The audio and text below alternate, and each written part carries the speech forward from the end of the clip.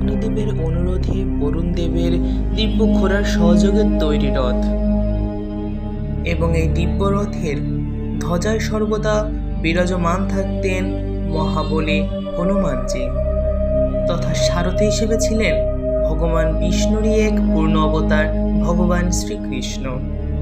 হ্যাঁ বন্ধুরা, আমি কথা বলছি গান্ডীব ধনুকধারী অর্জুনের রথ সম্পর্কে, যা কোনো সাধারণ রথ নয়, দিব্য এই রথ। তবে কেন যুদ্ধের পরে এই দিব্য রথ উড়ে গিয়েছিল?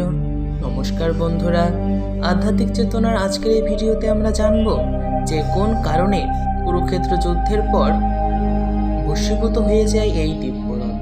খাণ্ডববন দহনের পূর্বে অর্জুন এই দিব্যরথ লাভ করেন।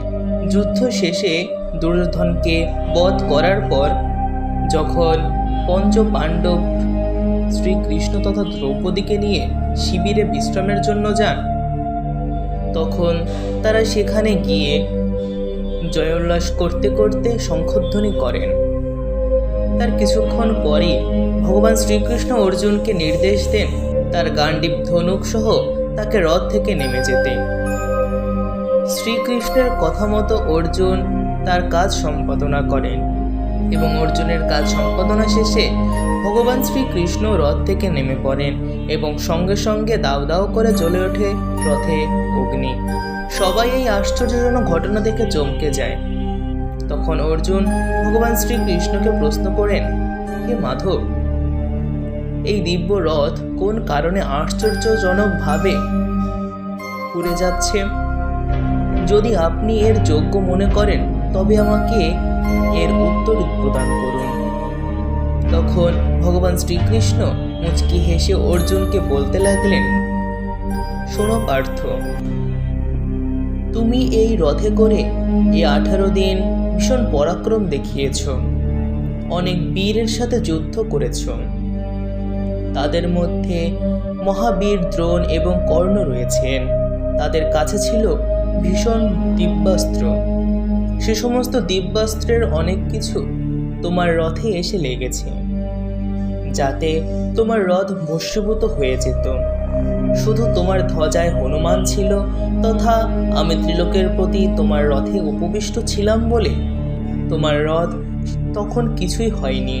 কিন্তু এই মুহূর্তে আমি যেহেতু রথ থেকে নেমে এসেছি, তখন বজরং বলিও তার অবস্থান পরিবর্তন করেছেন। আর যেহেতু এই রথে আমি নেই, তাই এই রথ এখনই ভস্মীভূত হয়ে গেল। আমার জন্যই এই রথ এতদিন টিকে ছিল, আর আজ আমি এখান থেকে উঠেছি বলে এই রথ আজ আর নেই। অর্জুনকে ভগবান শ্রীকৃষ্ণ উত্তর দেওয়ার পর রাজা যুধিষ্ঠিরের দিকে তাকিয়ে হেসে বলতে লাগলেন যে, ভ্রাতা যুধিষ্ঠির, উপবনে যখন আপনাদের সাথে আমার দেখা হয়, তখন আপনি আমাকে বলেছিলেন যে অর্জুন তোমার শুধু সখাই নয়, তোমার ভাইয়ের মতো, তাই অর্জুনকে তুমি সবসময় রক্ষা করবে। তখন আমি আপনাকে তথাস্তু বলেছিলাম, তাই এতদিন আমি অর্জুনকে রক্ষা করে এসেছি।